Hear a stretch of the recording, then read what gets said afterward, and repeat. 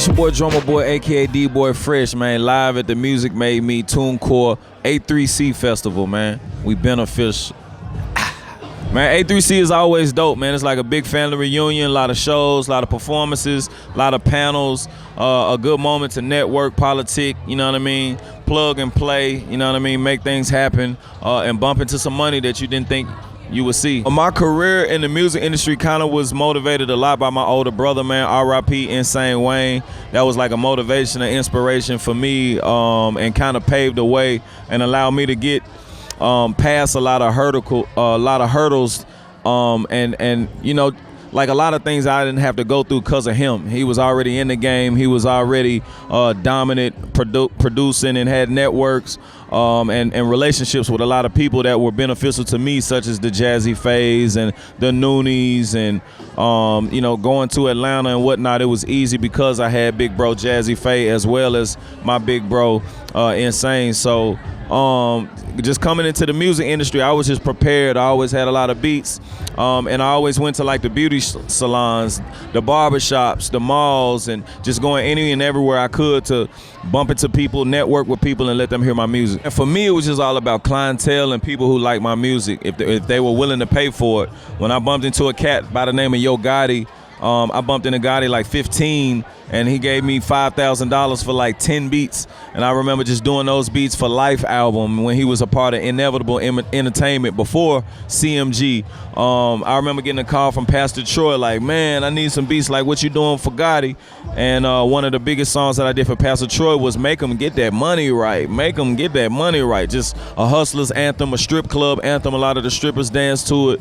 And that kind of taught me the importance of, you know, club presence and having people requesting your music, and that's what kind of took charts to the radio and whatnot, you know what I mean? And the Roccos, the Drakes, the Rick Rosses, the Jeezys, a lot of those guys started reaching out for me for solo projects. So it just took one stepping stone to another stepping stone, and it's about, you know, earning 3 people's ear to earn 10 people's ear, to earn 1,000 people's ear. Next thing you know, these 1,000 people are sharing to all of their friends. Now 10,000, now 100,000 knows you. Now 1 million people know you. And it's just about one fan base at a time. Then I started understanding cross-branding. Okay, now Jeezy's fans are my fans. Drumma Boy fans are Jeezy's fans. Gucci Mane fans don't like Jeezy fans, but it still cross and merges. You know what I mean? The same thing with Golf and Gotti. Dolphin Gotti. The biggest lessons I would say is, like, again, doing what you say you're gonna do. To me, that's the most important, as well as watering your relationships, because a lot of people who burn their bridges, they want to go back to these territories, but they have no way to get there. You're gonna die trying to swim, and you're not gonna be able to hang glide, you know what I mean? So it's like, you know, you want to keep your bridges well watered and keep the support system, because you never know when you're gonna have to cross back to forbidden territory. Building a team to me includes, you know, people who believe in you for one, as well as people who can get the job done. Definitely, you know, one of the most important things is having management, having a lawyer, entertainment lawyer, or somebody who can facilitate with your contracts and agreements, as well as having a PR and somebody who can promote, publicize, brand, and market the things that you're doing.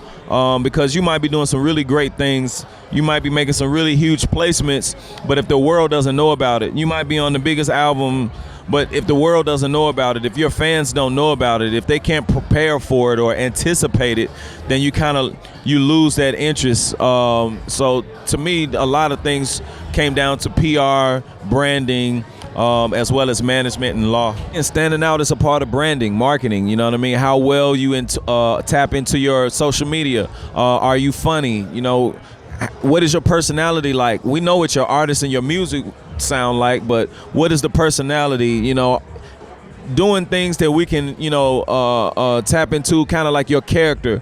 We can follow your spirit. We can follow your energy. You know what I mean? You might make me laugh, and that might make me listen to your music. Just because you cool, all right, I can listen to your music. Some people can listen to your music, but then when they meet you in person and you an asshole, it's like, they kind of turn me off. You know what I mean? And I might not have that same respect for you. You know what I mean? So I've noticed, like, even the Ice Cubes, the guys who can get in front of the camera, the guys who can do movies, or the guys who can write themselves into a skit and be seen, be heard, that's important. You know what I mean? Anything with social media is just all about feeling comfortable.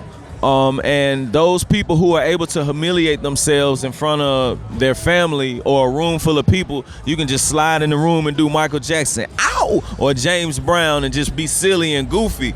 If you can do that in front of your family, then you can do that in front of this same million people on a stage at the Fader Fort or Rolling Loud. You know what I mean? So it's just about losing yourself and being able to give the people what you give your family, so to speak. And it feels personal, but it's about just having fun with yourself and being in tune with yourself, that you're able to share that with the world. The one thing we used to always do with people who were shy, like my little cousin was always shy, and we used to always, like, anytime I know you're shy, whatever, like, we do karaoke. And by karaoke, it gives you the power to stand up, hold the mic, and sing your favorite song. And that's a little bit easier than just performing some original material that you tell most artists have to do, right? So for somebody trying to get in the game and they want to be an artist, all right, let's see how you do in karaoke.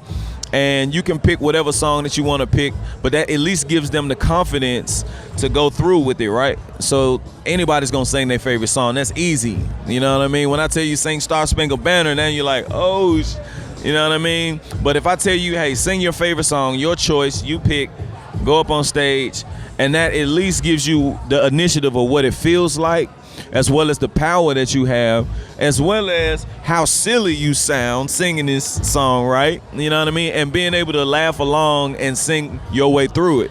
You know what I mean? And once you get the hang of that, and that it's okay to look goofy, it's okay to be silly, you start allowing that a little bit more until you start learning control of being silly and goofy and not giving a fuck. A really good book is The Art of Not Giving a Fuck. Check it out.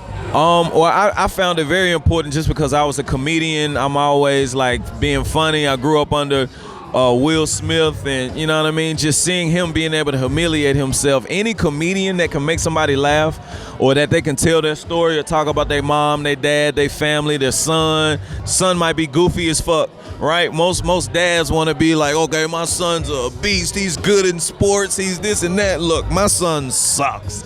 You know what I mean? And being able to share that with the world is what makes people laugh and be like, okay, he's normal. You know what I mean? And I think to show that we all bleed on the inside, that we're all emotional, we're all sad, we're all happy. Like Drumma Boy is just not this fucking robot that's just always like cool and making all hard beats. I make fucking shitty beats too, you know what I mean? I make a lot of shit I throw away, you know what I mean? And being able to do that, you know, I learned that at like 11, 12, you know what I mean? I always wanted to be an actor. I always had cameras in my face, you know what I'm saying? And my aunts and my uncles, my grandfather, my grandmama, my family, like you said, was my fan base, you know what I mean? So slide into a room like on Michael Jackson and, you know what I'm saying, just entertaining, being able to humiliate myself in front of my family, that it was important from early on. And then I've been able to help others get out of their shells and become superstars. Being an independent artist means that you're getting things done on your own. It's really simple. It's very basic. Being an independent artist means you're paying for everything, you're handling what you need to handle and executing what you need to handle. You might have investors, you might have a support team, you might have a big brother that's putting money behind you, or a father or uncle or a big homie. But at the end of the day, you're going over these things with your team and executing. And it feels good to execute on your own, as well as it pays off. But you got to execute properly, and you know, it's all about structuring that team, structuring that management, having that law in place, having that PR system in place, having those key ingredients around you to where you can fulfill all of your desires. I appreciate the platform, more importantly than anything, the platform, the technology, the ability to be able to upload within a matter of 5 or 10 minutes and having your music to the world in a matter of a couple days. You know, I've released in 24 hours or less, as well as releasing in 3 to 4 weeks, having a rollout plan and whatnot. So just having both abilities to be able to do both is very important for me, as well as personal contact, being able to hit, you know, staff and, you know, the team directly for things that I need has been amazing. Yeah. This your boy Drumma Boy, aka D-Boy Fresh, live at A3C, and you're watching me right here. Music made me, TuneCore.